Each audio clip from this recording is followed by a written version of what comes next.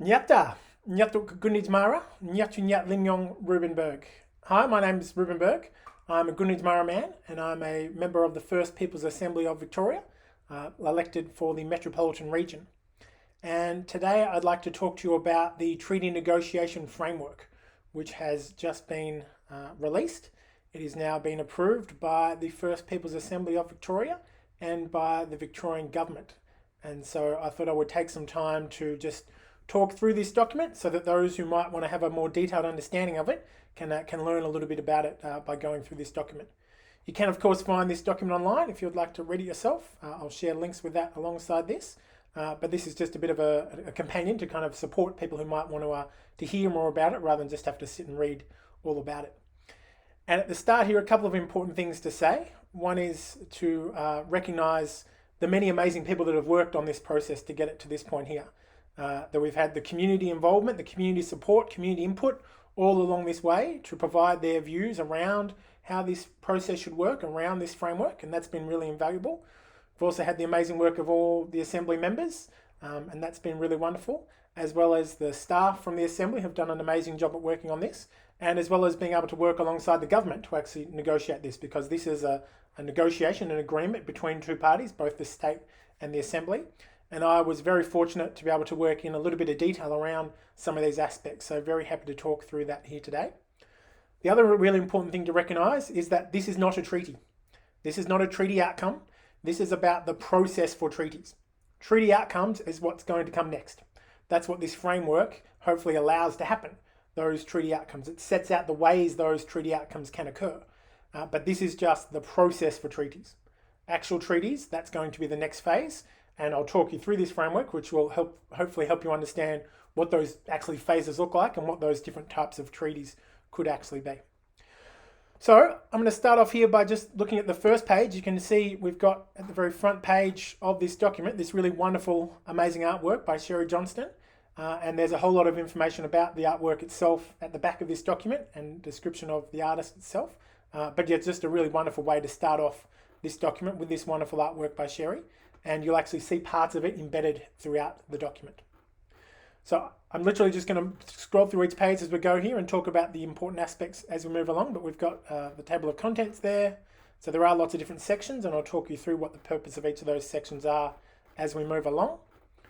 So you can see it's quite a lengthy document, and there's quite a lot in it, but we've got here the actual preamble. So this is the kind of the overarching comments around this document. Many of these are kind of a reflection of what's in the Treaty Act already, but it sets out some really quite important principles around the treaty process that are here. I'm not going to read these out all now, but I recommend that it is a useful thing to just read through and understand.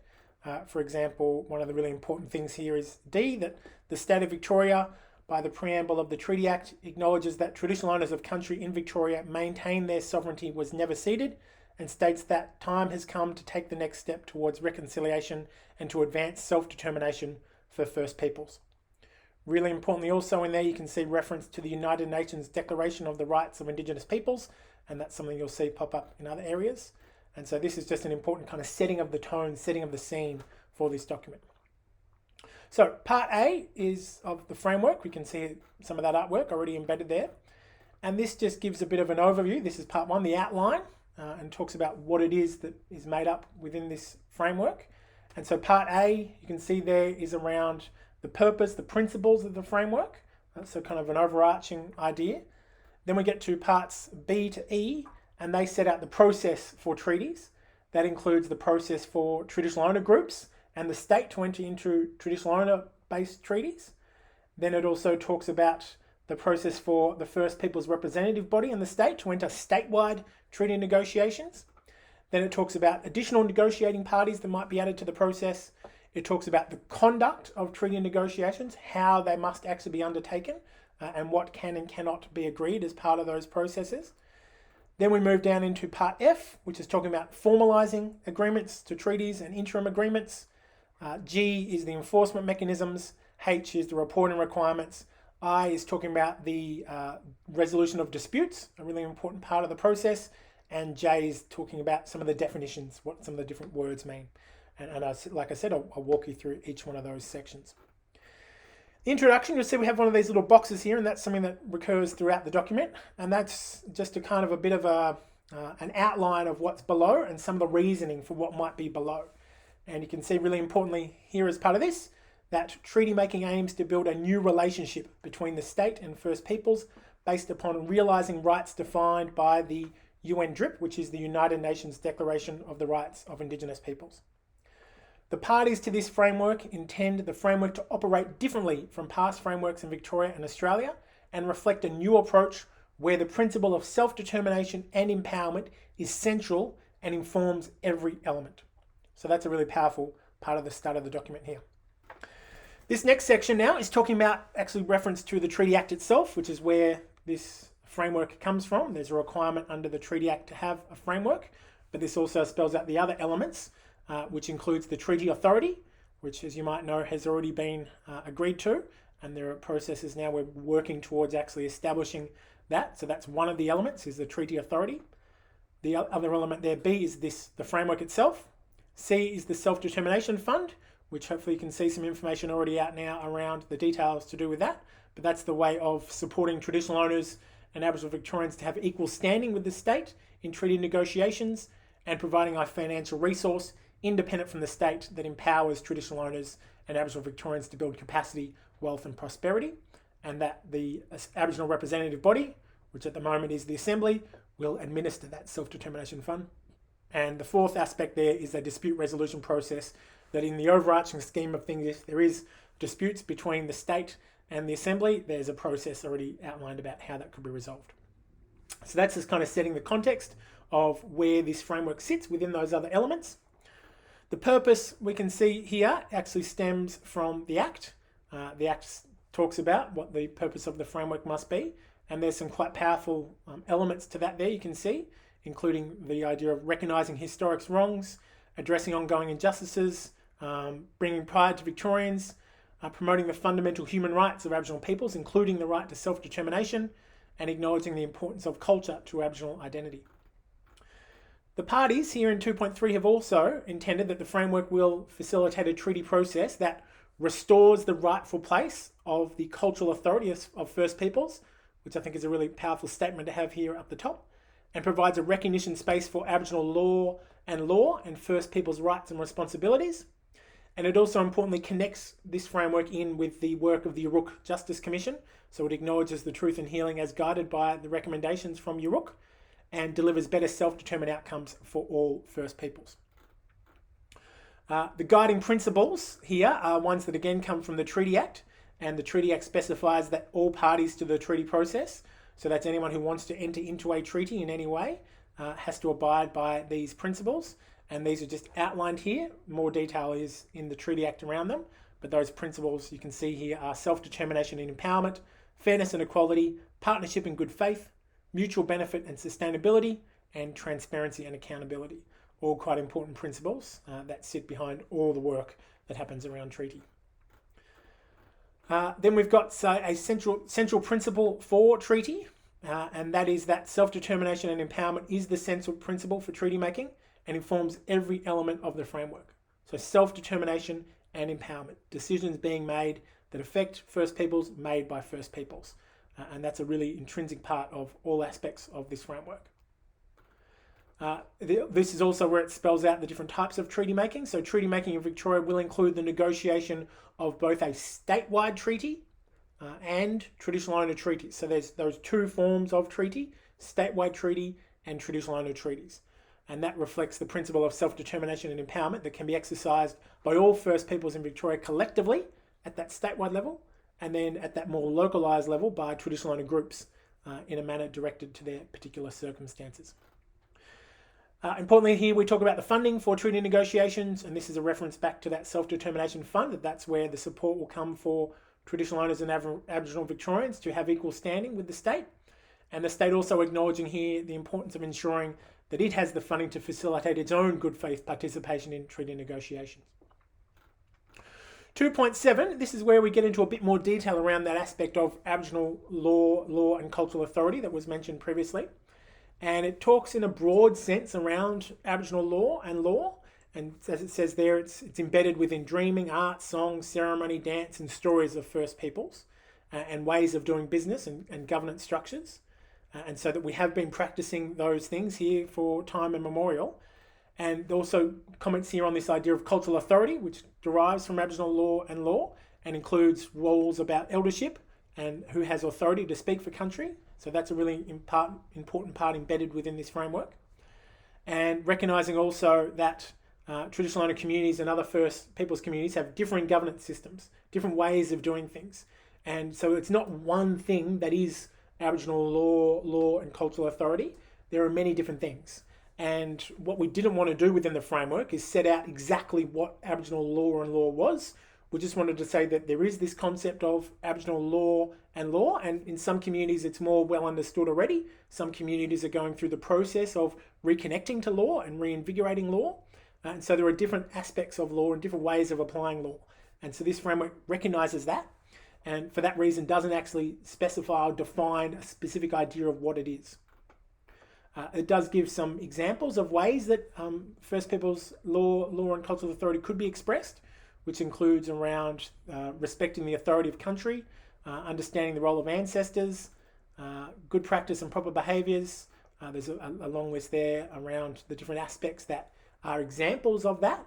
But as it says there at the bottom, that they do not limit the meaning of those terms. So it's just kind of paint a bit of a picture of what aspects you could consider under Aboriginal law, but it doesn't. It's not limiting to that. There could be other things that groups might want to bring in as part of Aboriginal law and cultural authority. So we've kind of described broadly what that idea is of around Aboriginal law and cultural authority, and then we need to talk about what is its role within the treaty process. And this is where we say here, and it ties back to some of those purposes, that the treaty process is intended to provide that recognition space for Aboriginal law and cultural authority, and that the treaty authority, who is that independent authority that's already been established, and it's been agreed to, and there's a process underway to establish it, will play a significant role in upholding and observing Aboriginal law and cultural authority in the treaty process. And so here we've got three really important points under that Aboriginal law and cultural authority are matters for First Peoples to identify. It can't be the state trying to determine what is Aboriginal law. It's up to First Peoples to decide. And all parties will engage with Aboriginal law and cultural authority respectfully and in good faith. So by signing up to be part of this process, you're agreeing that you will engage with it respectfully and in good faith. And the treaty authority has here a specific role where it will use its best endeavours to uphold and observe relevant Aboriginal law and cultural authority in the treaty process. And we spell out what that means in a bit more detail in section 4.4. Part 3 here talks about the sources of authority and treaty, and so talks about where do these rights come from, and it talks about the inherent rights that are recognised by UNDRIP, by the United Nations Declaration of the Rights of Indigenous Peoples, and a really key part of what UNDRIP talks about is that right to self-determination, and that it's a collective right of Indigenous peoples to decide their political status and freely pursue their economic, social and cultural development, and also in exercising the right to self-determination, that First Peoples have the right to autonomy or self-government in their own way. And that's a really important thing to be able to recognise, and it's really powerful, I think, to actually have it recognised here within this framework. And so this is now an agreement between the state and between the Assembly that we can draw from in future conversations. In terms of statewide treaty, the sources of authority come from traditional owners having lived on this land across for millennia, for generations, and that we survive here and continue to live and practice our culture here. And this authority comes from being part of speaking for country. And so that's really important that there is that recognition that we have statewide rights as First Peoples, and that's recognised here. And then also recognising that there are those also traditional owner rights specific to particular areas. And we've got the idea of what traditional owners is, refers back to the Treaty Act, but make sure that the way that we determine that definition is a self-determined way. So it can't be up to someone else to decide whether someone is or isn't a traditional owner. It's up to First Peoples ourselves to decide whether we consider someone to be a traditional owner. And then we can see here around traditional owner treaties that traditional owner treaties will affirm, claim and allow for the exercise of the rights of traditional owners. So it's not the details of anything here. It's just about the bigger picture of why are we having statewide treaty? Why are we having traditional owner treaties? And where does the authority to actually do that come from? And it comes from the UNDRIP, it comes from just the rights of being First Peoples on this land. Section 4 now really importantly talks about the role of the Treaty Authority and talks about the fact that the Treaty Authority is established under the Act. It's one of the things the Act says that we need to have, and so it exists through that function of being part of the Act. And it sets out then what those functions are and how it should perform those functions. So we can see here that 4.2b, in performing its functions, the Treaty Authority may encourage the negotiating parties to continue talking. That's a really important thing we wanted to have here, that we didn't just want to have some independent umpire just coming in all the time and just making decisions. We wanted them to make sure there was conversation, that there was dialogue happening, ensure that it was done in a culturally strong and respectful way, as you can see the next point. Identify the need for additional support for First Peoples negotiating parties to make sure that they do have the capacity to participate in those negotiations in the right way. In performing its functions, the Treaty Authority should monitor and advise on the progress. It should listen and learn about First Peoples issues, about Aboriginal law and law, and that's just making sure that those kind of functions listed there and those ways of doing things doesn't limit what is particularly put within the Treaty Act, the Treaty Authority Act, or the Treaty Authority Agreement. There are oftentimes throughout this document different timelines of when something must be done by, how many days you have to do a certain thing. And this clause here just makes it clear that the Treaty Authority may vary those things, making sure that it takes into account the views of the parties who might be affected and whether the variation would prejudice entry into negotiations. So it can change those dates if it thinks that's kind of the fair and right thing to do. And that's a really powerful flexibility to have within that. This is a continuation from what we mentioned earlier around the role of Aboriginal law and cultural authority. And now we have specifically talking about the Treaty Authority and its role within that. And as was mentioned before, it will use its best endeavours to observe and uphold Aboriginal law and cultural authority. And recognise again that that is defined by First Peoples and will vary between communities. And that Aboriginal law and cultural authority have not been and should not be defined through the lens of a Western legal system. But also then recognising that the process will be dynamic and flexible, that all parties must be given sufficient information to understand how the Treaty Authority will observe and uphold Aboriginal law and cultural authority before it takes an action to do so. So if a group have decided that there is a really important aspect of Aboriginal law that they want to apply to their treaty negotiations, they need to be able to convey that, to be able to in some way communicate that to the Treaty Authority, so the Treaty Authority knows what that looks like and has then communicated that, for example, to the state. So now the state knows what their obligations are to comply with that Aboriginal law, and therefore they will then be bound to uphold that in accordance with this framework. So the flip side of that is saying that you can't be held to account to something that you had no idea that it was actually in place.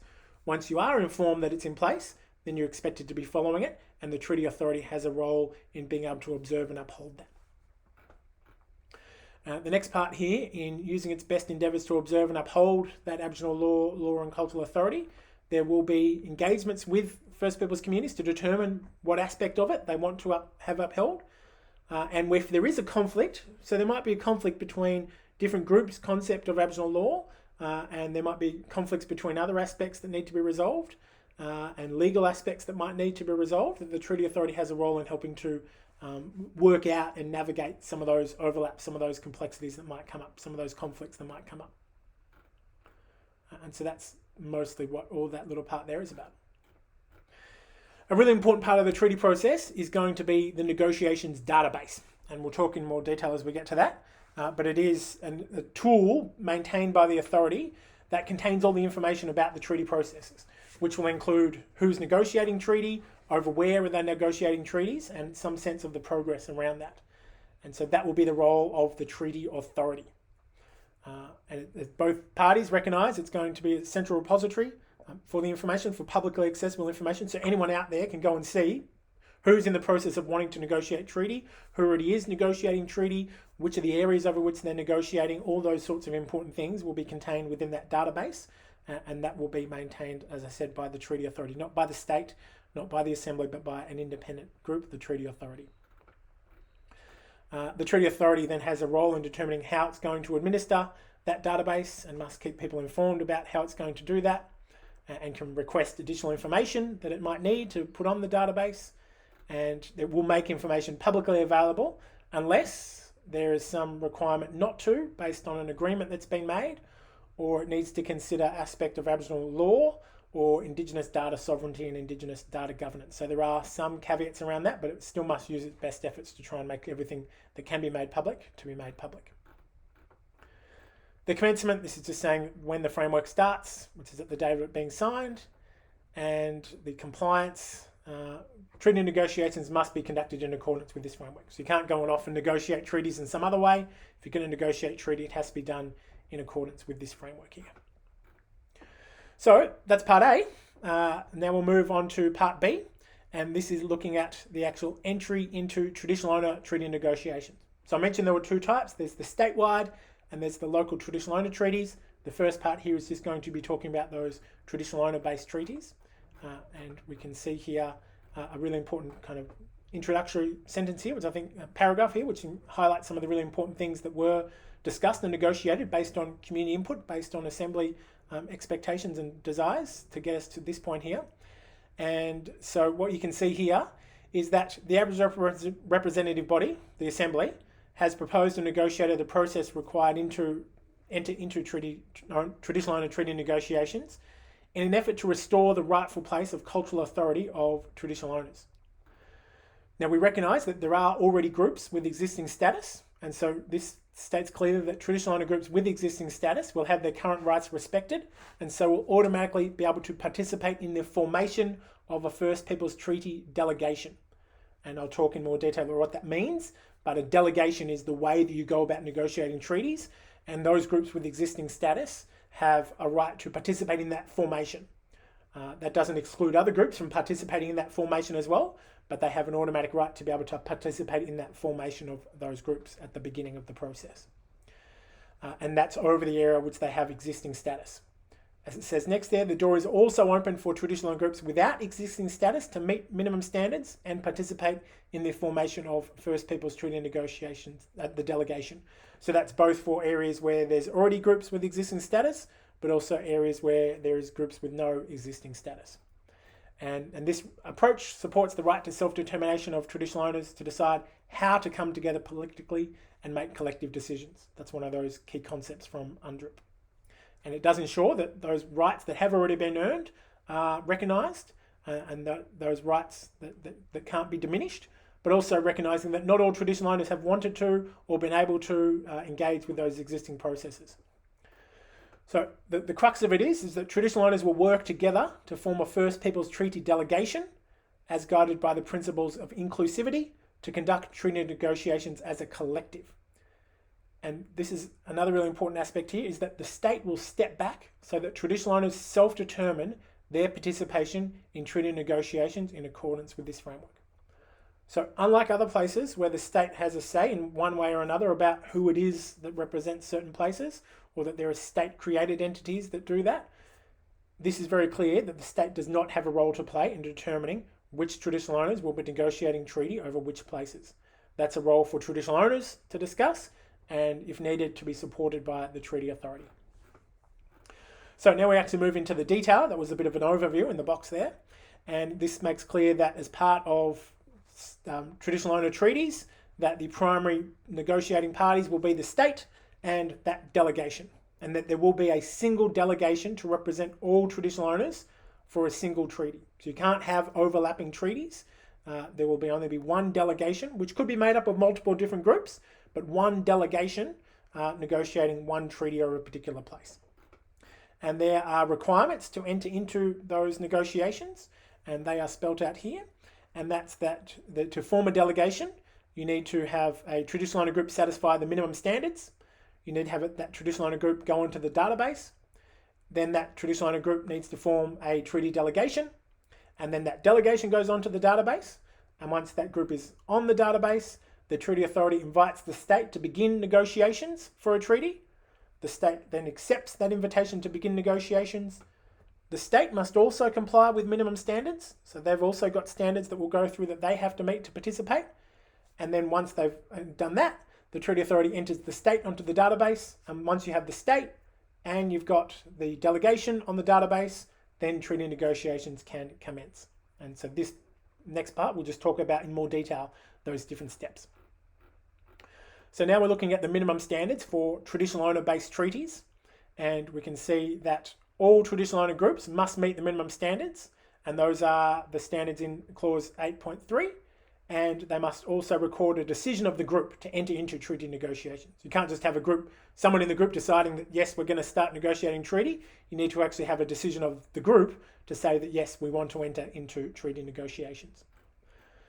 8.2 then talks about those groups with existing status and kind of defines what those are, and it says that they are a group that has got native title, it's a group that's been granted rights under the Traditional Owner Settlement Act, or it's a group that's registered as part of the Aboriginal Heritage Act as a registered Aboriginal party. And some groups are all three of those things, some are just one or two, but those are the groups, and when we talk about groups with existing status, that's those groups for those areas that they have that formal recognition. So some groups might have an area they are recognised, but also consider themselves to be traditional owners for areas of land outside of that.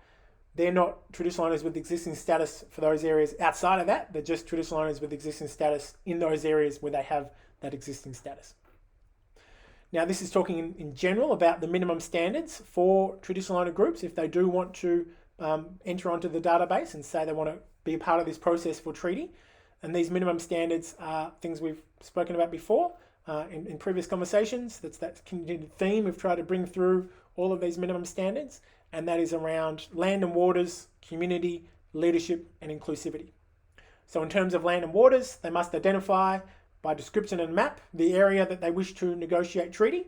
So have to say this is the place that we wish to negotiate a treaty for, because those rights come from the people from those places, so it needs to be connected to a place. In terms of community, they've got to be able to identify the name of the group, and that could include the multiple groups. It could be one broader nation that represents multiple clans, that represents multiple language groups. Whatever ways groups want to define themselves, that's what they can do. It could just be one particular clan, but we need to have, as part of this entry onto the database, the name of the group, including how it identifies collectively, and a list of members, if it does have a list of members. So importantly, you'll see here that it doesn't talk about that it has to be incorporated. It doesn't have to be under ORIC. There's none of those things. The governance structure is up to the group to decide. So it could be incorporated or not incorporated, whatever method it chooses to say that we are a collective group. In terms of those members, it also must talk about how the group members are traditional owners in connection to country. And so that's really important. Moving along there, we've got leadership. So that the group must identify the processes by which representative will be chosen to participate in negotiations, how they're going to choose their representatives, and ensure that those representatives have the appropriate authority to participate in those processes, and also to identify the decision-making processes which the group will make decisions around treaty negotiations. So are there particular decisions that will have to go to everybody to decide? Are there particular decisions that certain people have been delegated, certain subgroups? How is it that this group plans to make decisions? So there's some clarity around that when we go to move forward, because what you don't want is to have a process where everybody thinks there's going to be a certain way of making a decision, but then it actually turns out there needs to be this whole different thing that no one had thought about before. So there needs to be some preparation about how decisions are going to be made around treaty. The fourth one there at D is inclusivity. So the group must identify its processes in place to ensure the group is inclusive of all members of the group, what process is in place to uphold cultural authority, how it will educate its members regarding treaty negotiations, and how it will consult with its members regarding treaty negotiations. Because this going into treaty is exercising the collective rights of those people. It's not individual rights, it's a collective right. And so you need to have the collective support of all people within that group. That doesn't mean that everybody has to agree with it, but it's got to mean that the majority, or whatever process those groups decide actually, that amount of people do support it. So it can't just be one or two individuals going off and negotiating whatever treaty outcome they want without regard to the rest of their community. It's got to be inclusive, got to have that capacity to consult with members. As we continue down around inclusivity, it's also around making reasonable efforts to seek the views of First Peoples who are not group members, but who have a contemporary, historic, social or spiritual attachment to the land. So that could be two different groups. It could be Aboriginal people who know where they're from, and they're from perhaps a different part of the state or a different part of the nation, and have moved and have lived in that one particular place for a long time. So perhaps around Melbourne, there could be lots of people who have connections to Melbourne but aren't traditional owners from that place. But also then applies to stolen generation members who might not know, sadly, where it is that they come from, but they still have a particular connection to a particular place. Their views must still be considered as part of this inclusivity from those traditional owner groups. And then the final one there is to seek the collective support of its members to the outcome of treaty. And we'll talk about later on what collective support specifically actually means. But it is that same idea I was talking about before. You can't just have one or two people agree that that's going to be the treaty outcome. It has to have that collective support. So those are the minimum standards that apply to traditional owner groups. And the satisfaction of those standards says that if you have existing status, so if you are a RAP or native title or rights under TOSA, you automatically meet those minimum standards. You don't have to do anything to demonstrate you meet those minimum standards. You've already have been granted those rights by that existing status for the particular area of land that you already have that status. Groups without existing status, whether that's for a particular place or at all, whether they don't have any existing status, must satisfy the minimum standards. They must meet all those issues above here: land and waters, community, leadership, inclusivity. And in accordance with the principle of self-determination and empowerment, whether a group with without existing status meets those minimum standards is up for that group to decide. At the first place, it's going to be for them to decide, do we think as a collective group that we actually meet these standards? It's not at the outset for someone else to assess it straight away. It's up for them to decide, yes, we recognise what these requirements are and we think that we have met those requirements. And they've been able to demonstrate that they believe they meet those requirements. The Treaty Authority can support with that. They can provide general guidance around that. And if requested, they can provide specific guidance around how a group might meet minimum standards. So the Treaty Authority is there to support that. And of course, when we've got our self-determination fund, there's financial resources as well to support that. F is really important, saying here that a traditional owner group may satisfy the minimum standards even if negotiations for a treaty over some or all of that land have already commenced. So it might be that initially the groups get on there and start negotiating treaty, and then later down the track another group forms and says that they also want to be a part of negotiations for that same area. They're still able to do that. They're still able to enter onto that negotiation database. It will trigger some other processes we'll see in a minute, but there's nothing saying that once negotiations were started, no one else can join for that area. That's not the case. It's a flexible and ongoing process around identifying who the right people are for places. But importantly once negotiations commence for a traditional owner treaty, any group that is subsequently entered must only enter negotiations for that area if they become part of the delegation, a reconstituted delegation. And we'll talk in a moment about what a delegation means. So once a group says that, yes, we believe that we meet those minimum standards, either because they have existing status or because they can meet all those requirements, they would then say, yes, Treaty Authority, we would like to go onto the database. And the Treaty Authority will determine how they have to provide that information, but they have to include as part of their kind of application, they need to include how they meet those minimum standards, where is the land, what is the name of their group, what is the evidence of their decision making, which could be a rule book, could be other ways of doing that, and confirmation that yes, that group has decided they want to be a part of treaty negotiations. And so that's the information that needs to be provided.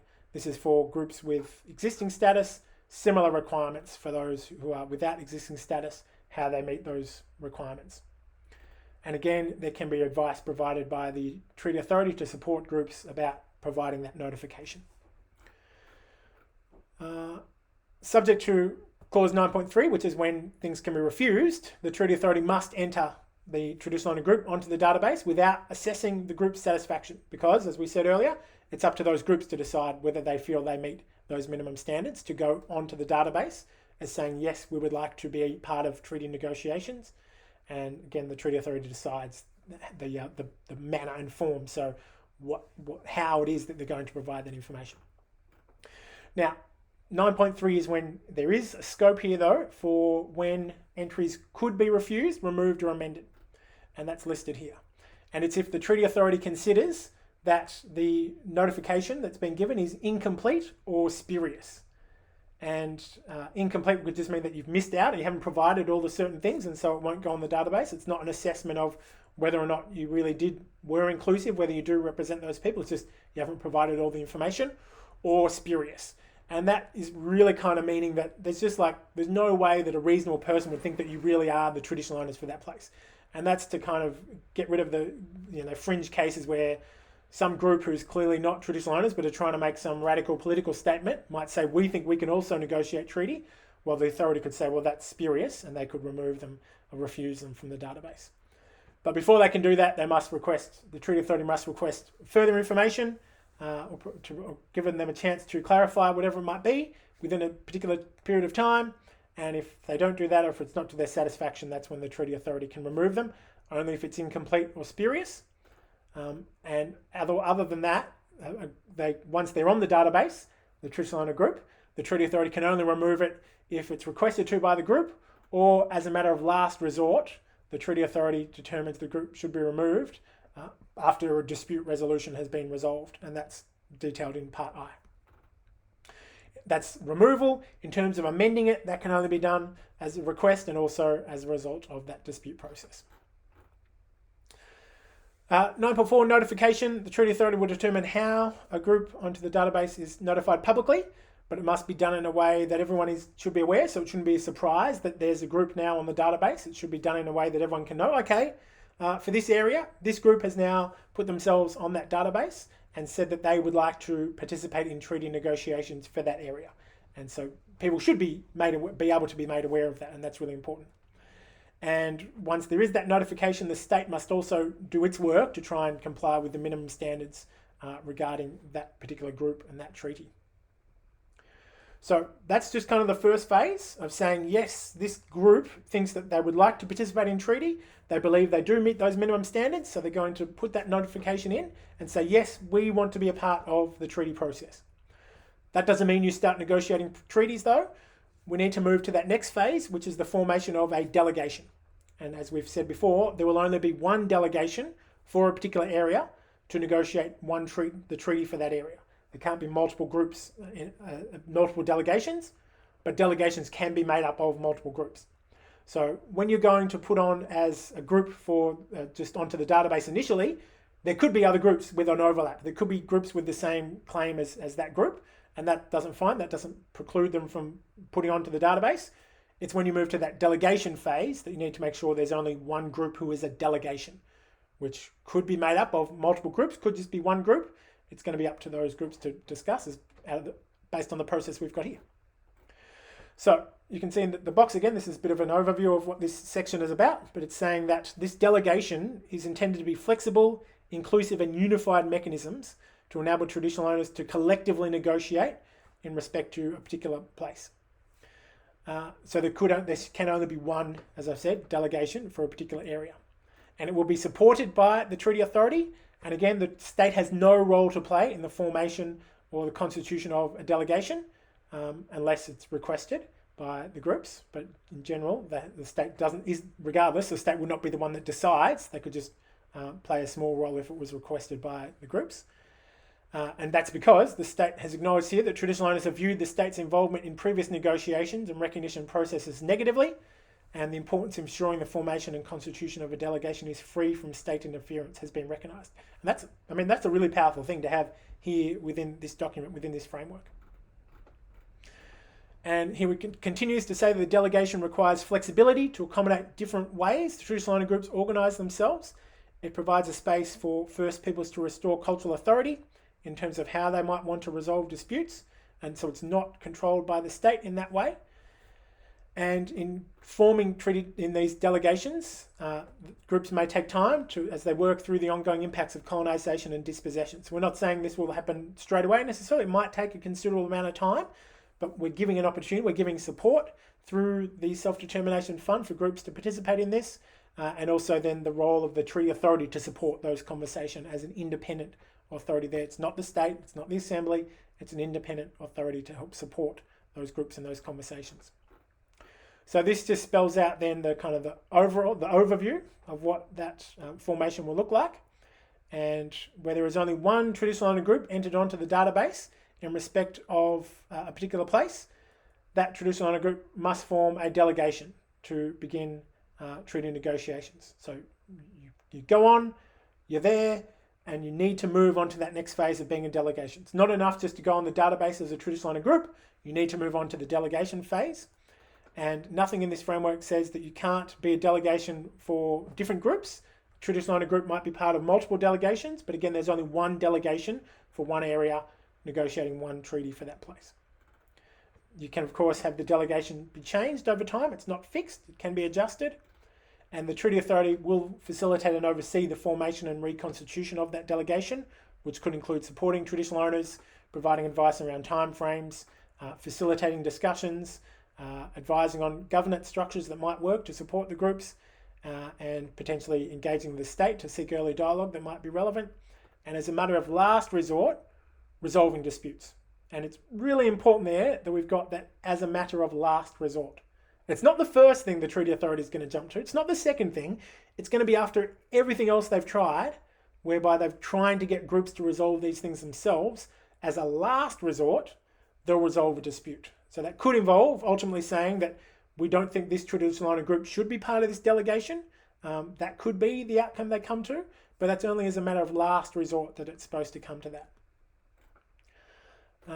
And then as we move down then, so there's a notification period for that delegation. So if your traditional owner group is there, you've said, yes, we want to be part of treaty. You've got all those things in place to meet the minimum standards. You've gone onto the database and you say, right, now we want to form a delegation.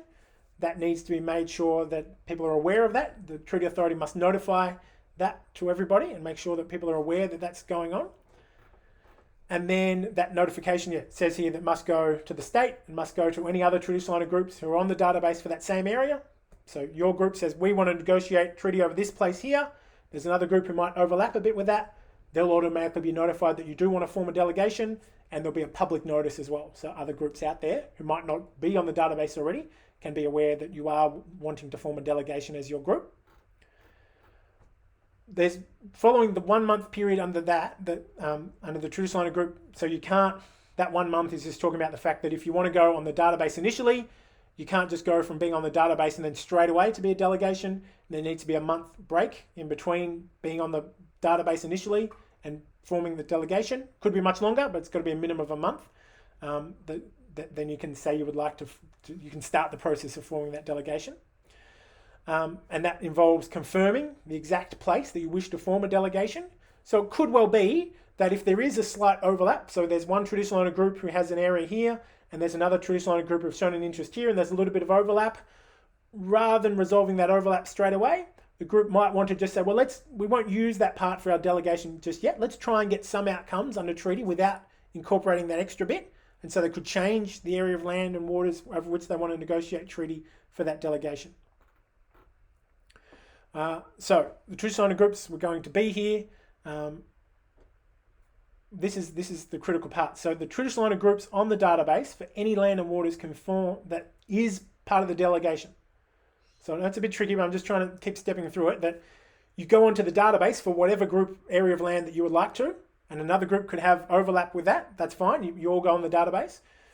When you're now wanting to form a delegation, you have to ensure that any group who has an interest in that area of land that you're wanting to form a delegation, you must reach collective agreement with that group on the formation of that delegation, unless the Treaty Authority considers that such collective agreement is not necessary after resolving disputes.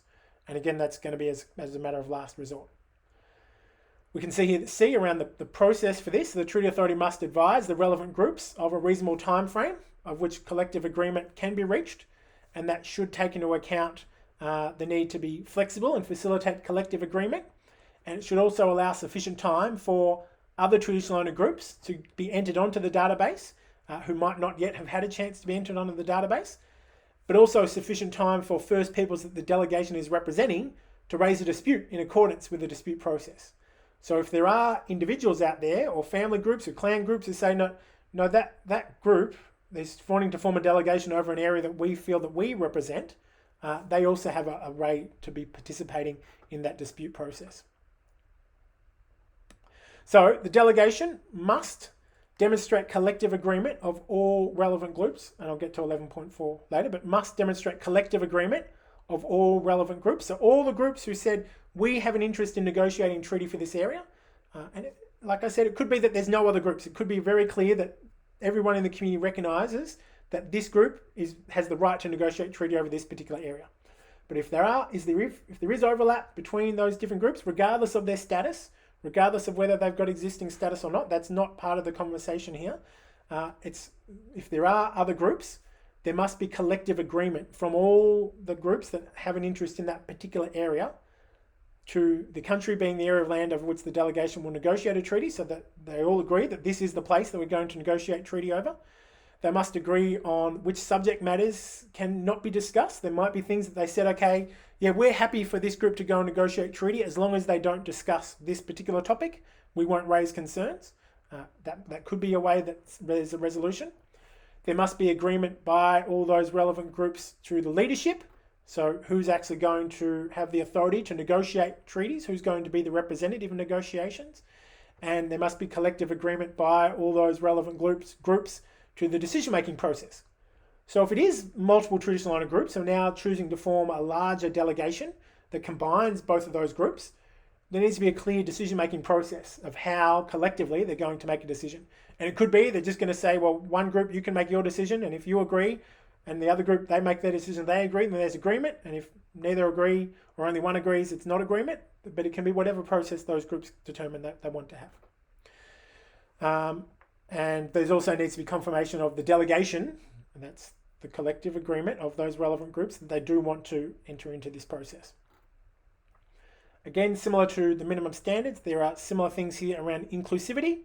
So that delegation that's going to negotiate treaty must be inclusive of all traditional owners of the land and waters identified in that application. And so that's where some of those clan groups, family groups who might be a part of that area but not a part of that group might be able to say, well, how can we ensure that we're included?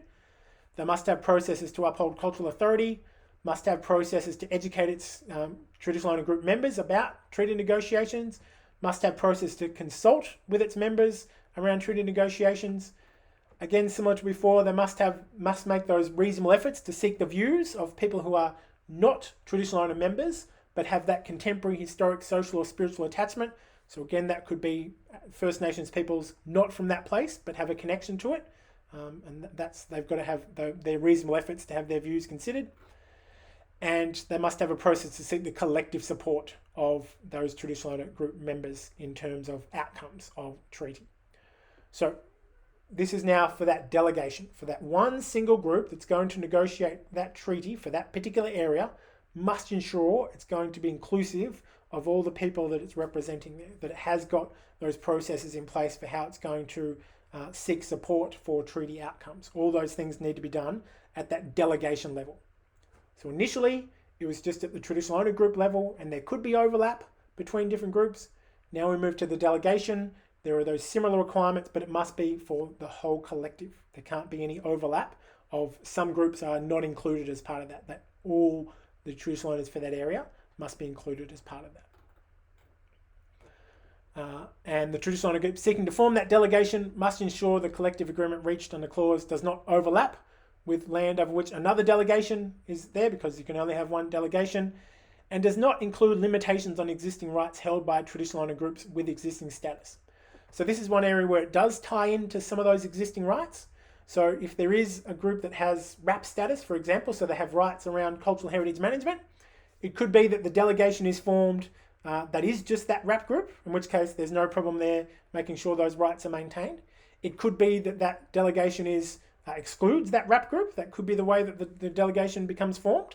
And as long as the rights that the RAP group has under that status are not being at risk from that, then that's fine. Or it could be that the RAP group is included as one of the groups within that, and there might be particular ways of resolving that their rights under the RAP status are still maintained through that. But it can't limit the existing rights as a part of that. Also must reflect that treaties are nation-to-nation agreements, which is, I think, really important, that the nation-to-nation is, we're talking about the sovereign nation of the state and the sovereign nation of traditional owners there.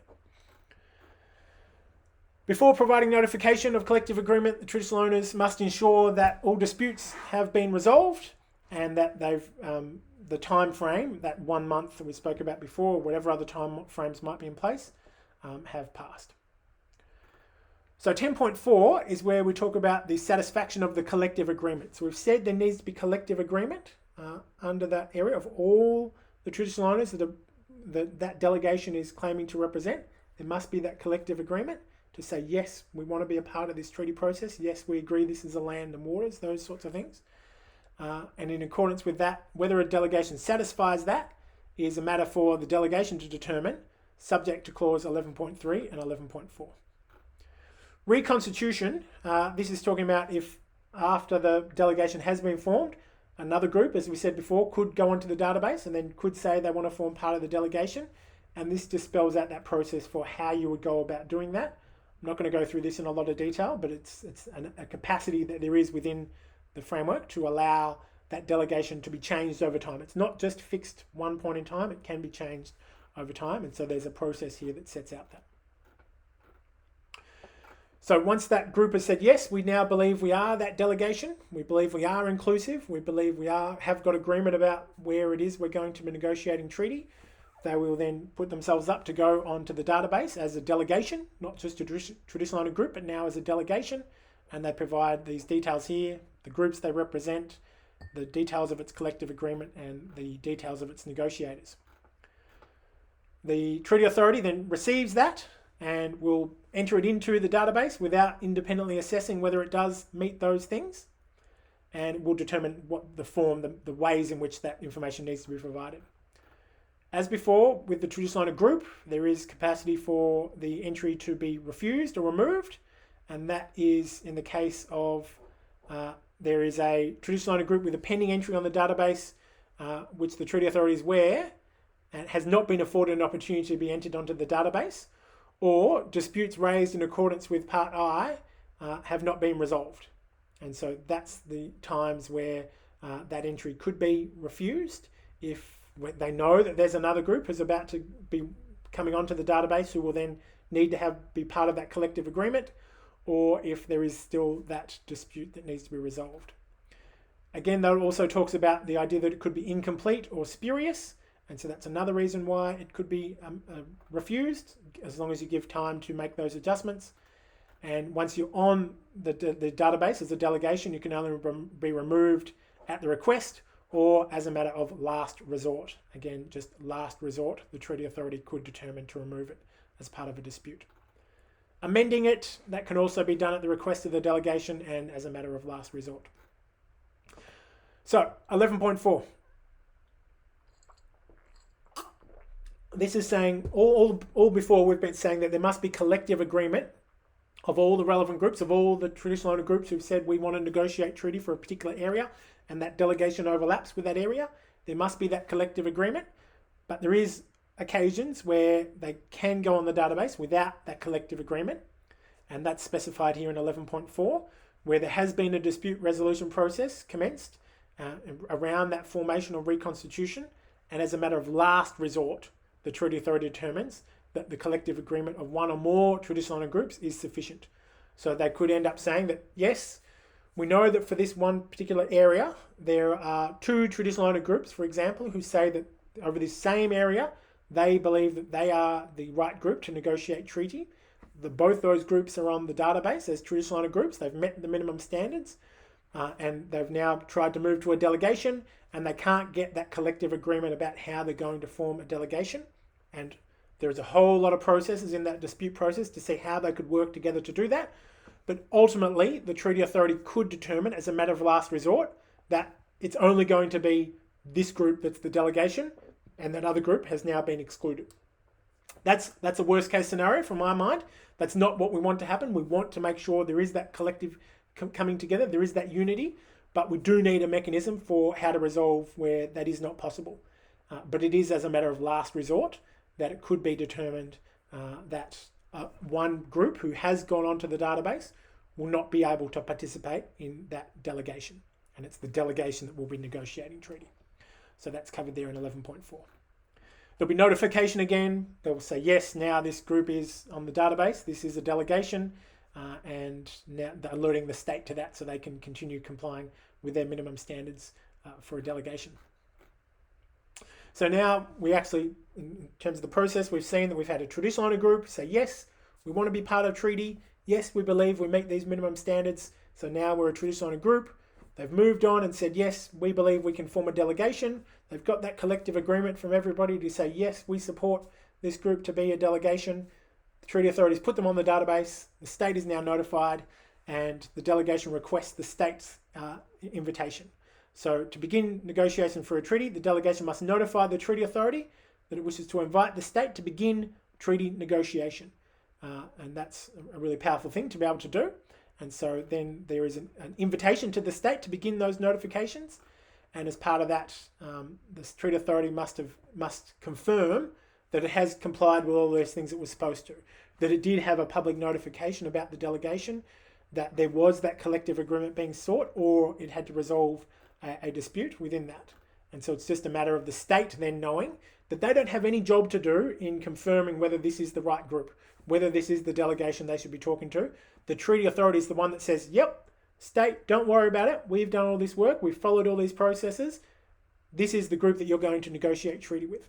And it's only then that the state will do that. But the state isn't the one saying, oh, no, actually, we want to choose this other group to negotiate with. The state has no role in being able to do that.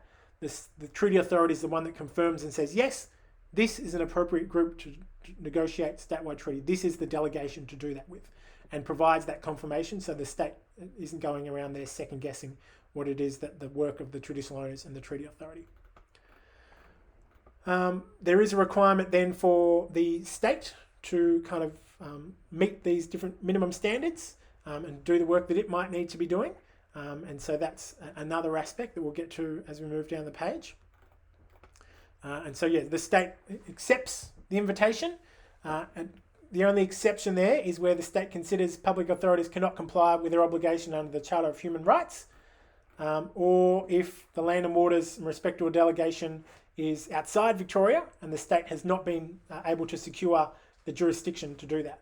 So this is really important here to see that this framework is not excluding the negotiation of treaties across the boundary of Victoria.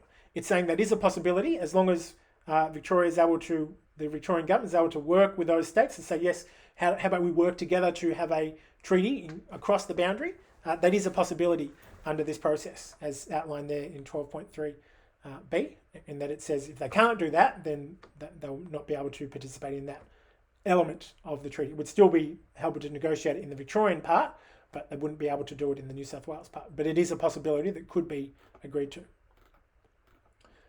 Also, if the other reason why the state might not be able to participate is if the treaty authority can't confirm that it had followed all the things it was supposed to do. It could still participate if it chose to, though. And there's the treaty authority can make some of these things public as well. And the state must comply with the minimum standards. That's what I was referencing before. So these are the minimum standards for the state. So it's not just traditional owner groups that have to meet minimum standards. It's not just a statewide group, but the actual state itself must meet minimum standards. And they must be preparing to meet those minimum standards whenever they get notified that there's a group on the database for a relevant area. And so their minimum standards have that same kind of theme of land, waters, community, leadership, inclusivity. So they've got to be able to say that, yes, they can represent all of the state of Victoria. The community that they reckon that they're identifying is all the people of the state in Victoria, that will have identified its leadership, its negotiators as part of this process.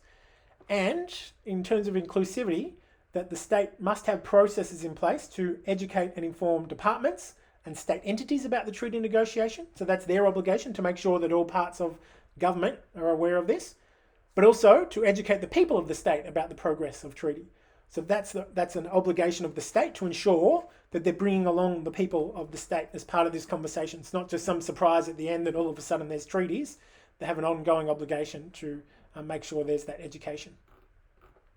There are also additional preparations, and these are not minimum standards. These are just additional, and there's a little caveat around why they're just additional, but these are around, in terms of land and waters, They must have good faith to provide the delegation with access to information around the land and waters.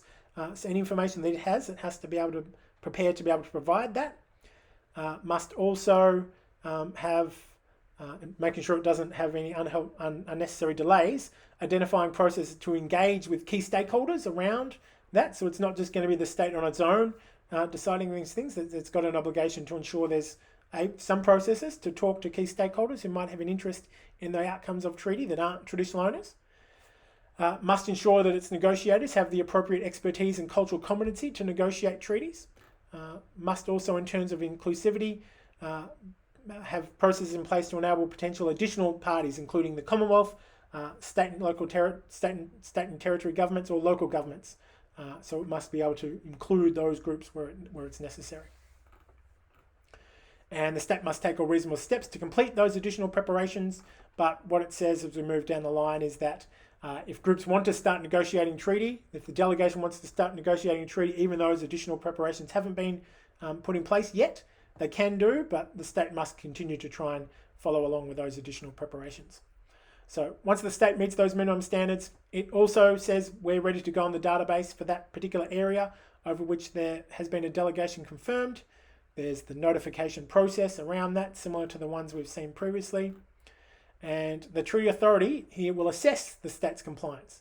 They will check and say, because the other process was self-determined for traditional owner groups for the delegation, for the state, the treaty authority will specifically assess and see whether it has met those requirements, and will provide them an opportunity to adjust and amend if they haven't. And then the treaty authority will put the state onto the database for that particular traditional owner treaty. And there's that caveat around the additional preparations if the groups choose to commence without that. So that's the overarching idea around traditional owner treaties.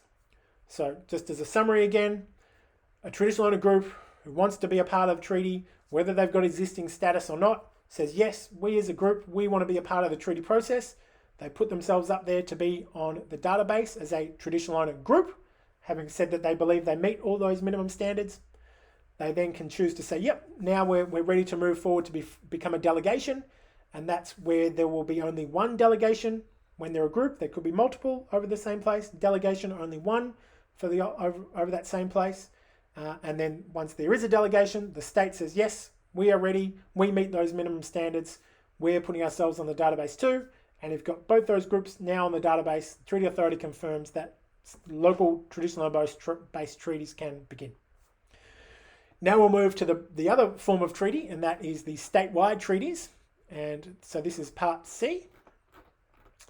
And we can see again this other kind of overarching paragraph talking about the idea that there is self-determination and that it's up to First Peoples across Victoria to decide how to come together politically and make collective decisions.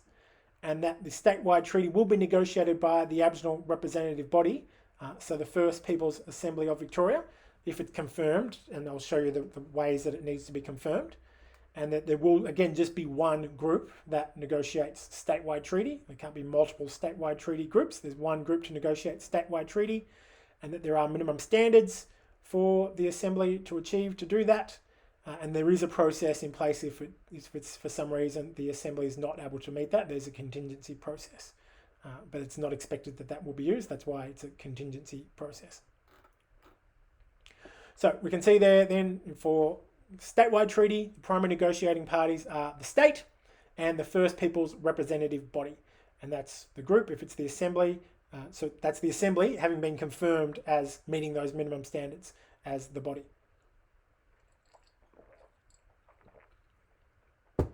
And there are similar requirements then. So there's a requirement around notification periods from the Treaty Authority. There's a set amount of time where the Assembly, as the representative body, must notify that it wishes to be entered onto the database to negotiate statewide treaty. There's an opportunity then for the Assembly, as the representative body, to demonstrate it satisfied the minimum standards.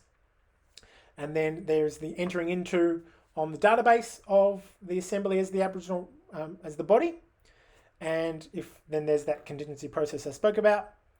And before negotiations for statewide treaty can begin, the Treaty Authority must invite the state to begin treaty negotiations with the body. So it's a very similar structure that we saw for local, as it is for the statewide, and we'll talk through the details here. So, minimum standards. Again, we have minimum standards not just for traditional owner treaties, not just for the state, but for statewide treaty, for the Aboriginal representative body, and that is that those minimum standards are the requirements are to meet the minimum standards, satisfy additional requirements, and record a decision to enter onto treaty negotiations.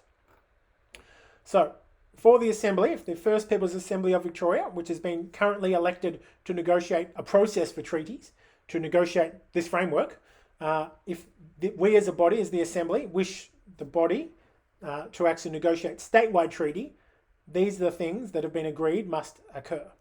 So the minimum standards for a group to negotiate statewide treaty are saying that, yes, they are able to represent the land and waters of Victoria, that they are able to identify that they represent the diversity of First Peoples in Victoria, that they have a governance structure that is comprised of elected members, so elected First Peoples through statewide elections, and also appointed by a traditional owner group. So that's to mirror the current structure we have of directly elected members and the representative members from the traditional owner groups. Also must ensure in terms of that community that there are processes in place to engage Aboriginal community controlled organisations, Aboriginal trusts, and First Peoples who are not traditional owners.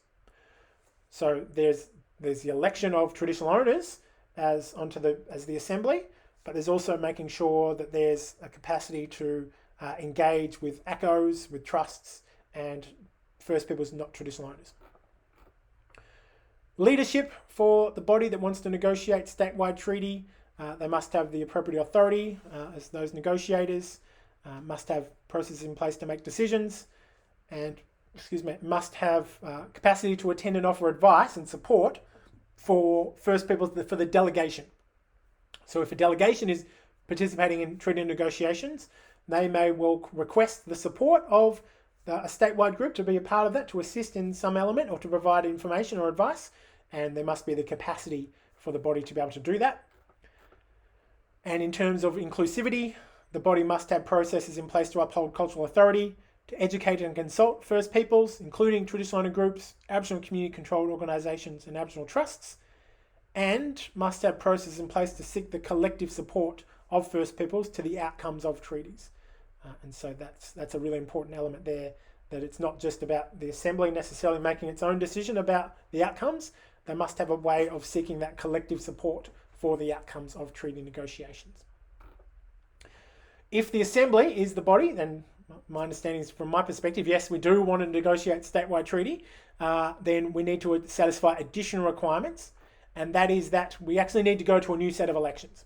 So this is a really, really important clause here, and it says that before going on to the database, the First Peoples Assembly, as the current ARB, must have had a statewide election before it can say it's going to negotiate statewide treaty. We need to go out to community and say, we're going to have another election now, and we want you to vote for people who are going to negotiate statewide treaty. That must be clearly articulated, clearly announced to everybody before before the Assembly is able to negotiate statewide treaty. So it's got to have announced before that election that it wants to negotiate statewide treaty and how it thinks it meets those minimum standards around inclusivity that you can see up here and around community. So the Assembly, before the election, has to have done that work to say, yes, we believe we're going to be able to meet these minimum standards.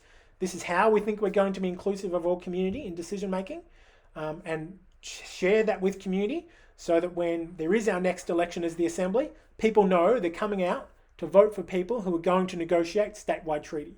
And so that's different from the past elections. Those elections were just to negotiate the process. Now we're saying, please vote for us as members so that we can negotiate statewide treaty. And here's how we think we are inclusive. And so that's really, really important. That's the additional requirement for the Assembly as the Aboriginal representative body to negotiate statewide treaty.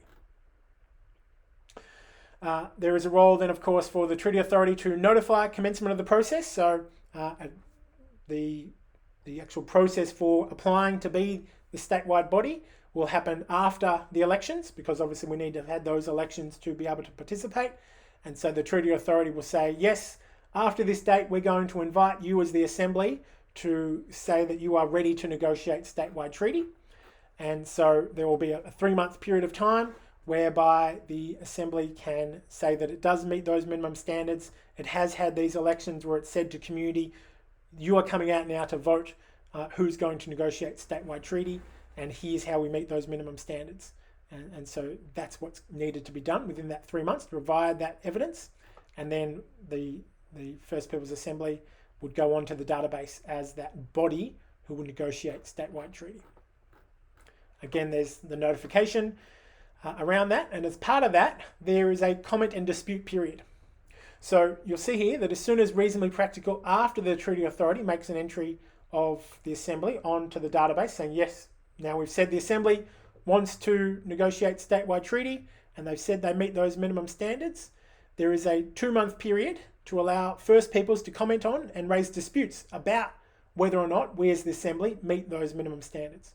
So we're not just declaring ourselves as the group that's going to negotiate statewide treaty. We're going to have an election, and we're also going to have a chance that if there is ways that perhaps the Assembly could be more inclusive, that people have a chance to raise that and have that heard and have that comment and dispute period facilitated by the Treaty Authority, which is I think really, really important so that community can have their say about that. We're going to be working with community before the election to make sure they have their say on that, but there's still this chance afterwards to continue to have that conversation to say, well, actually, we would like the Treaty Authority to kind of help work and resolve this thing around how inclusive, for example, the First Peoples Assembly is so that they can negotiate statewide treaty. And again, the Treaty Authority can provide advice and support around that. If the Treaty Authority has entered the Aboriginal representative body onto the database, that body cannot be removed except if the Assembly chooses to have it removed.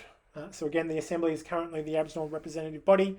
If the Minister actually revokes the status of the Assembly as being the Aboriginal representative body, which there are very particular reasons why they could do that under the Act, or if, as a matter of last resort, the Treaty Authority does determine that based on those disputes that were raised, that the Assembly doesn't meet those minimum standards. And that could be the case in an extreme circumstance where there is the case made that we don't meet those minimum standards. I'm hopeful and confident that we are able to meet those minimum standards because we're going to be working with community to make sure we do that. But we're not saying that this is a guarantee that no matter what happens, that the Assembly will be negotiating statewide treaty. There is an opportunity there in extreme circumstances, to my mind, where the Treaty Authority could say that no, we don't think you meet those minimum standards. And that's where that contingency process would kick in. And I'm not going to go through that in any detail, but you can find that in the back of the document. And there is, of course, the capacity, like in other places, to adjust the entry if you're on that database. So yeah, there's that contingency process I mentioned, but I'm not going to go through that here. You can take a look at that if you'd like later.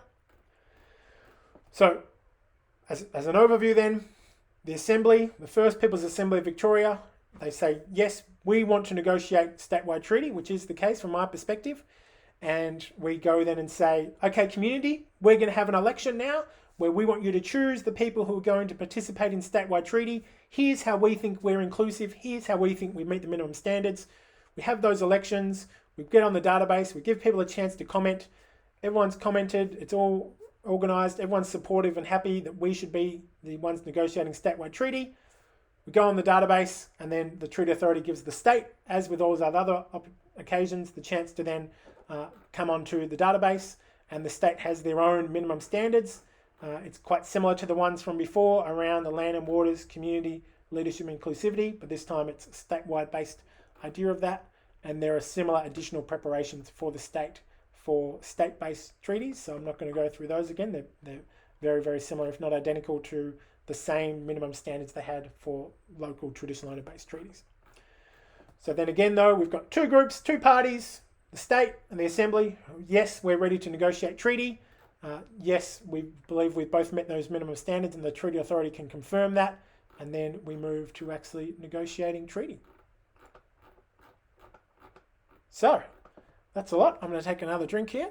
If you are following along still, I really appreciate it. And if you've got additional questions, if there's things I've said that haven't made any sense, please reach out to me. I'm more than happy to have a conversation around that. We'll move now to the Part D. And we've got the main stuff we've covered already, just so you're aware. We've moved through more than half the document already. But this is the additional parties. So it's not just the state and the either traditional owner, the delegation, traditional owner delegation, or the assembly, the statewide group that can be a part of treaty negotiations. There's opportunities for other groups to be part of treaty negotiations, including local councils, other governments as well. And so the primary negotiating parties may invite other people to go onto the database at any time prior to the formalisation of a treaty, and this spells out what that looks like. They would need to provide the name of who they are, who they represent, details of the scope of their invitation, so just why they're going to be a part of this. So that also then is part of that accountability, that transparency, that would go on the database so everyone can see, oh, for this particular treaty, there's this other group that's a party as well to that process. Now we move to Part E, the conduct of treaty negotiations. So how are they actually undertaken? And this little introductory paragraph you can see here has the state acknowledging that First Peoples have experienced intergenerational trauma and a history of engagement with the state and its entities that falls short of the conduct now required under the guiding principles. So in recognising this history and the ongoing power imbalance, treaty negotiations will be conducted according to negotiation standards that have a cultural overlay and are respectful of First Peoples' diversity, governance, and practices of belonging. So these are some really powerful statements here to set the scene and the tone for negotiations. The state recognising that things haven't been done great in the past and committing to be able to do things in a better way. And that's what these negotiation standards set out. So there are specific standards for the state, but these standards here apply to all parties, and that is that there will be fairness, trust, and good faith as part of those conversations, that things will be inclusive, including ensuring a delegation or the body adhere to both the terms and the spirit of that inclusivity as throughout the process. So that's really, really important, that inclusivity is a continuing obligation. That the negotiation process will occur in a safe, supportive, and culturally appropriate forum for all First Peoples to exercise their rights to self-determination with dignity and allow for cultural healing. There will include mechanisms to address the imbalance of power between the state and negotiating parties.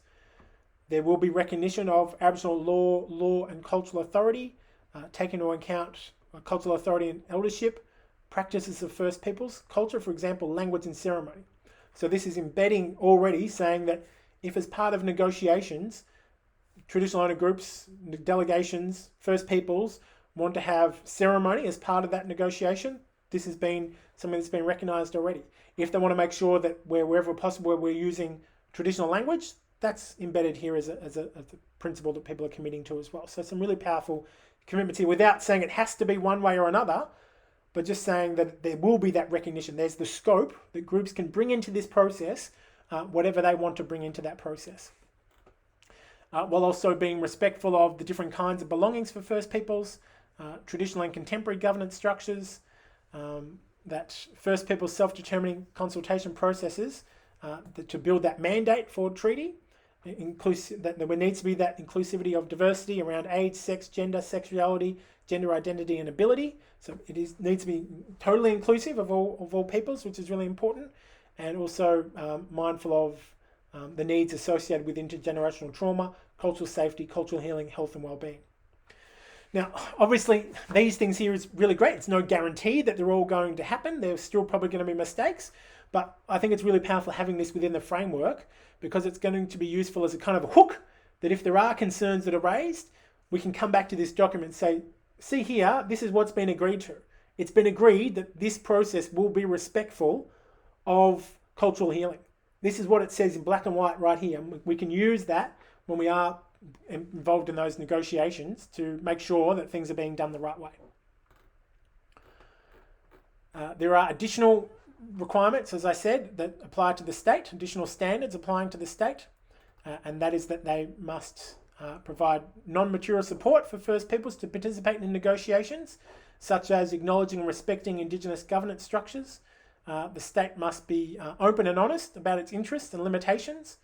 The state must not exercise any discretionary powers to unduly influence negotiations, must require its negotiators to complete cultural competency training, There's a lot of really key important things here that it's ensuring that the state has obligations beyond those other obligations. Subject matters. This is a really powerful part of the document. It's only really one line, but it's a really, really critical part. And one of the things that the Treaty Act talks about is that the framework needed to say, are there things that aren't possible to be negotiated under treaty? It had to identify those things. And based on the negotiations that were had, I'm really proud to see we've got this sentence that there are no matters that cannot or must not be agreed in the course of treaties. So anything that groups want to bring to the table to discuss, they can. That doesn't mean they're all going to be agreed to, but there's nothing that's already off the table. If there's a potential to achieve whatever it is that we aspire to be able to achieve as part of this process, and I think that's really, really powerful. The subject matters, so there's subject matters in general, and there's specific ones for local, and there's specific ones for statewide, but the general ones that apply to all of them is that the parties to treaty must agree on the subject matters that will be negotiated, and that you can add additional ones at the time, and the state cannot unreasonably refuse to discuss a subject matter put forward. That's because nothing is off the table. They've agreed that there's nothing that cannot be discussed. That doesn't mean that they will agree to everything, but there should be discussions about things. Importantly though, here it does say that a First Peoples delegation must not propose matters for negotiation, where if there was an agreement made, would affect the rights of existing rights holders or native title holders.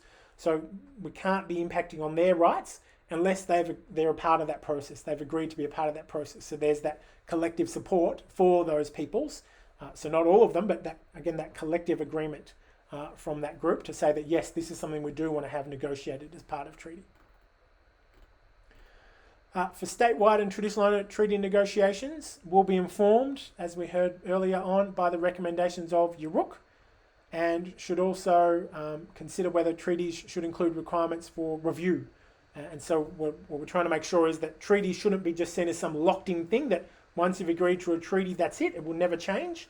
There should be the capacity to review it and amend it and change it if that's to the benefit of all parties down the track. So we're not feeling like we have to have it exactly right. And we know that there can be flexibility down the road. So that's a consideration in the formalisation of treaties. This is just a list of these subject matters that the state agree to discuss. May cover any subject matter a First Peoples in the state agree to discuss, which could include. So this is not the full list, this is saying these are some of the things that groups can bring to the table to discuss as part of treaty. This is some might be more applicable to statewide, some might be more applicable to traditional owner-based treaties, to the delegations, some might be applicable to both. There are particular subject matters for negotiation for statewide treaty, and so that is talking about whether and if so how a statewide treaty is recognised and given effect in the Victorian Constitution. So saying that we don't just want this to be some bit of paper that's an agreement that maybe down the track isn't recognised anymore. We want to have the capacity to ensure that this could be recognised within the Constitution, or at the very minimum embedded within legislation. Whether and if so how there should be a First Peoples representative decision-making body created. So that's already identified as one of the things that's a subject matter for discussion, which could so a decision-making body, and that could include the discussion around the composition, the effect of its decisions, the relationship between its decisions and other existing and future Victorian laws. Whether and if so, how a First Peoples authority voice to Parliament or other forms of institutional oversight by First Peoples to the benefit of First Peoples should be created. And also how to recognise traditional owner treaties and decision-making bodies under those treaties. So that's talking about the connection between statewide treaty and traditional owner-based treaties. So these are the subject matters that must be included as part of the discussion. It doesn't guarantee what the outcomes are, but the state can't say, oh no, as part of negotiations, we're not going to talk about voice to Parliament. No, they've got to talk about that. This is here within this agreement. That's got to be one of the things we can discuss. And hopefully we can agree to an outcome on that. Hopefully we can agree to an outcome about the decision-making body. But we know already that it's going to be one of the things that we can discuss, which I think is really powerful. For traditional owner treaties, there are similar things that are matters for discussion, which is around how those treaties will be recognised or given effect in the Constitution or legislation, the relationship between land and waters, protection of cultural heritage, language, economic sustainability, and the interplay between the statewide and the local treaties. So now we're talking about if we go up here, this was talking about the subject matters, and now we're talking about the protocols, and talking about that you need to agree to certain protocols when participating in treaty negotiations. So they need to be developed. We're not setting in stone what those protocols look like. The groups need to come together and say, this is how we want to have treaty together. It may well be that they're quite similar for the different negotiations. It may be that they're quite different. It's going to be up to the groups, to the parties, the state and the traditional owner delegation or the statewide body to have that conversation. But those protocols need to include where the negotiations take place, who's responsible for the conduct, how they're going to be conducted, the roles and responsibilities, the process for agreeing to adding additional negotiating parties, the agenda, the timelines, those sorts of things. There needs to be a process agreed to about how that's going to work. And there needs to be scope to modify those and record those, and the role of the First Peoples representative body. It talks here that if the relevant delegation requests or agrees that there should be involvement of representatives of the First Peoples representative body, so that's the Assembly if they're the statewide group, to attend the negotiations and to provide support and advice. But the statewide group is not a party to traditional owner-based treaties. We're just making sure that there's scope, that if groups do want involvement of the statewide body to support them, to give an idea of to share expertise, that is possible as part of those traditional owner treaties. Really important here is there's this concept of interim offers. So one of the concerns I have when we think about treaty is that, if you have to only wait till you get it all right before you can start accessing the rights, it's going to take a long time to see outcomes. But what we've agreed to within this is that there will be these interim offers. So interim agreements can happen, so that as you come to an agreement with the state about, well, let's agree that you're going to grant us this particular right, rather than just parking that and moving on to the next one, and next one, you can actually activate that. You can say, well, here's an interim offer, here's an interim agreement to say, yep, we've agreed that that's going to be a right we as a traditional owner group have, and now we're going to put that into action whilst we continue to negotiate other things. So that's really important, that there is that capacity for interim offers, and this just talks about how that can happen. Of course, there might well be, unfortunately, reasons why there might be suspension or termination of negotiations, and that's only as a matter of last resort that could happen, and that's with oversight from the Treaty Authority, but there is scope in there to talk about how it is you would go about doing that and actually having that suspension process. Hopefully that doesn't happen. Hopefully things are able to run smoothly based on all those protocols and the principles that have been agreed already. I would be hopeful that there wouldn't be a need for that, but there is the scope to do that. And if there is disputes that arise in the course of negotiations, that's referred to the dispute process in Part I that we'll get to later. Now we talk about the process for formalising agreement. So this is the process for trying to make agreement in the above bit. Now we're talking about the process for formalising those agreements. And in the process for formalising either a treaty agreement or an interim agreement, the parties must signify assent to that. So they signify agreement, but it's up to each group to determine how they reach that agreement on that, how they represent their community, how they seek agreement to do that. And for First Peoples negotiating parties, so traditional owner groups who were negotiating traditional owner treaties, or the statewide group, how they signify the dissent will be determined in reference to their particular context in light of self-determination and empowerment, Aboriginal law and cultural authority. So again, those things just embedded through all parts of the process. And so you need to obviously let the Treaty Authority know that you've come to that agreement. And First Peoples negotiating powers will signify assent after having received collective support for the treaty. And so again, it's not about one or two people saying, yes, we agree that this is the treaty, and other people out there don't realise or know what's going on. There has to be that collective support. And here we talk about what that collective support means.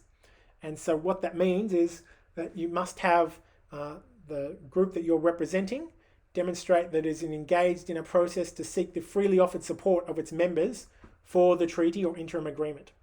And the process to do that is to reach that agreement is a matter for First Peoples to determine. We haven't in here said this is how you must get that support. We've just said that there must be a way that you're going to get that support. you must be able to demonstrate and show what it is, that process. That process must be recorded, and you say, yes, this process we've recorded, we've undertaken that process to ensure that there is that collective support. It doesn't mean that everybody agrees necessarily. There might be some people who disagree, but there must be a process to ensure that you have that collective support. It could be saying, 90% or whatever. It could be a vote. It could be lots of different ways. It's up to groups to decide how they want to do that. But it can't just be one or two people without asking anybody. Say, yep, we're going to sign up to this treaty. There's got to be that collective support, and that's really, really important. If there are disputes arising during the process for formalising, again, it's referred to the dispute process in Part I. So now we're assuming that we've got actual treaties that have been agreed to. How do we enforce those treaties? That's covered here in Part G. And the parties agree that treaties should include a culturally appropriate process for the resolution of disputes, and that in consultation with the treaty authority, they should consider the establishment of culturally appropriate enforcement mechanisms, such as a tribunal or other competent body, and that treaties should provide that parties to a treaty may not commence legal proceedings until any dispute resolution process agreed to has been pursued. So it's not the intention that if there is a dispute around these things, around enforcing, that we go straight to the courts, because that's not in fitting with this entire process. The parties can agree a way that they want to have this enforcement, and then that will be what should be followed, and only as a last resort. There be some sense of going to some external legal proceedings. Other enforcement mechanisms, the parties acknowledge that additional mechanisms may be adopted, could include negotiation between the parties as to the need for enforcement and how enforcement should be achieved, and if necessary, further negotiation facilitated by the treaty authority between the parties. And so there is just those additional mechanisms in place there. Again, a really important role for the treaty authority to play across all these things. And there is scope, as I said, that there could be things taken to the Supreme Court, but that's not what we're trying to do. That's not the intention behind all of this. That's just as an absolute last resort. Getting there, we're not too far from the finish here. We're at Part H, and this is around the reporting requirements in relation to a treaty or treaties. And we can see here that there are just requirements that there should be reporting, annual reporting, so that there is an awareness across the broader community about what is going on, that there should be in that annual reporting updates on the status of treaty negotiations, updates on the formalisation and implementation of interim agreements, updates on the formalisation of treaties. The treaty authority must prepare an annual report on its work to advance the treaty process, which does provide an update on that status, update on the formalisation and any other information. And treaties must include reporting requirements. So if there is a treaty agreed to, there must be some reporting as part of that. And the reporting requirements for final treaties must specify who the reporting must go to, and must include that which matters must be reported publicly. And those reports must include the status of the implementation, activities undertaken to fulfill the obligations, key indicators of success of outcomes, and any other information relevant. So there needs to be that ongoing accountability and transparency, even once treaties have been agreed to as part of that reporting. And there should be a public register for all formalised treaties and interim agreements. Dispute resolution. So this has come up a few times, this idea of there could be disputes and how do we resolve them. And obviously the treaty authority plays a really important role in that.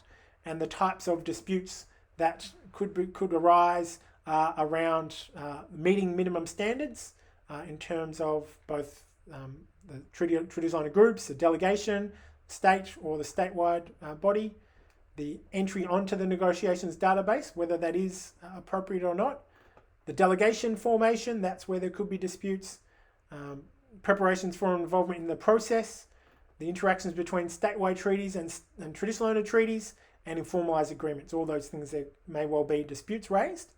And the parties agree to work to resolve disputes efficiently and with finality through a culturally strong process and having regard to Aboriginal law and cultural authority in a timely manner.